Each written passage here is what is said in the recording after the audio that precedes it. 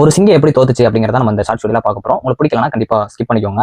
So ஒரு காடு இருக்கு, அந்த காட்டுல ஒரு சிங்கம் இருக்கு. அந்த சிங்கம் ரொம்ப மோஸ்ட் பவர்ஃபுல்லான சிங்கம். ஆனா அதுகிட்ட ஒரு பிரச்சனை இருக்கு. என்ன அப்படின்னா மத்தவங்கள கம்பேர் பண்றது. சோ இப்போ ஒரு மான் ஓடுது அப்படின்னா ஸ்பீடா ஓடுறத பார்த்து நம்மளால ஏன் வந்து அந்த மாதிரி ஸ்பீடா ஓட முடியல அப்படின்னு சொல்லிட்டு கம்பேர் பண்ணிக்கும். சோ அதே மாதிரி ஒரு குரங்கு வந்து மரத்துல ஏறுது அப்படின்னா அந்த குரங்கால மரத்துல ஏற முடியாது, ஏன் நம்மளால ஏற முடியல அப்படின்னு சொல்லிட்டு அந்த குரங்கை வச்சு கம்பேர் பண்ணிக்கும். சோ ஒரு கழுகு வந்து ஹைட்டா பறக்க அப்படின்னா அந்த கழுகால பறக்க முடியுது, நம்மளால ஏன் பறக்க முடியல அப்படின்னு சொல்லிட்டு டெய்லி இந்த மாதிரி வந்து கம்பேர் பண்ணிட்டு அதோட ஸ்ட்ரென்த் என்னன்னே தெரியாம கொஞ்சம் கொஞ்சமா குறைக்க ஆரம்பிச்சிடும். ஸோ இதனால அதோட கன்சிஸ்டன்சி கான்ஃபிடென்ட் எல்லாமே பார்த்தீங்க அப்படின்னா அதை கம்பேர் பண்ணி இதோட கான்ஃபிடன்ஸ் வந்து கொஞ்சம் கொஞ்சமாக குறைக்க ஆரம்பிச்சிடும்.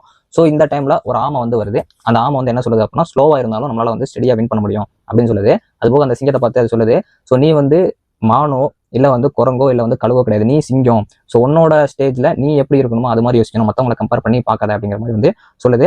ஸோ அந்த டயத்துல வந்து உன்னோட கேம்ல நீ தான் கிங் அப்படின்னு சொல்லிட்டு சொல்லுது.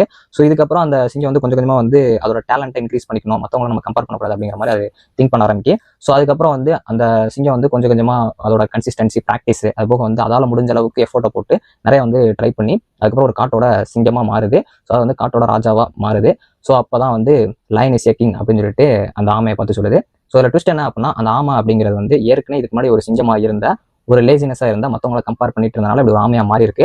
ஸோ இது மாதிரி தான் நிறைய ஸ்டூடெண்ட்ஸும் கம்பேர் பண்ணி நம்மளால முடியல அப்படிங்கிற மாதிரி நினைச்சிட்டு இருக்கீங்க. ஸோ அதனால நம்மளால முடிஞ்ச கெப்பாசிட்டி நம்மளால முடியுங்கிற கெப்பாசிட்டி நமக்கு தெரியும். ஸோ கான்ஃபிடென்ட்டா ட்ரை பண்ணுங்க. மற்றவங்கள மாதிரி ஆக முடியாது, நம்மள மாதிரி நம்ம தான் இருக்க முடியும். ஸோ நம்மளை பார்த்து மற்றவங்க வேணா கத்துக்கணும், நம்ம மற்றவங்களை பார்த்து நல்ல விஷயத்தை வேணா கத்துக்கலாம். ஸோ அவங்களோட கான்செப்ட் அவங்களோட கேரக்டர் மாதிரி நம்ம ஆகணும் அப்படிங்கிறது கிடையாது. இது ஒரு மோட்டிவேஷனல் ஸ்பீச் தான். ஸோ நான் ஒரு சில இதில் பார்க்குறப்போ நல்லா இருந்துச்சு, அதனால உங்களுக்கு ஷேர் பண்ணேன். கண்டிப்பாக பிடிச்சிருந்துச்சு அப்படின்னா லைக் அண்ட் சப்ஸ்கிரைப் பண்ணுங்க. தேங்க்ஸ் ஃபார் வாட்சிங்.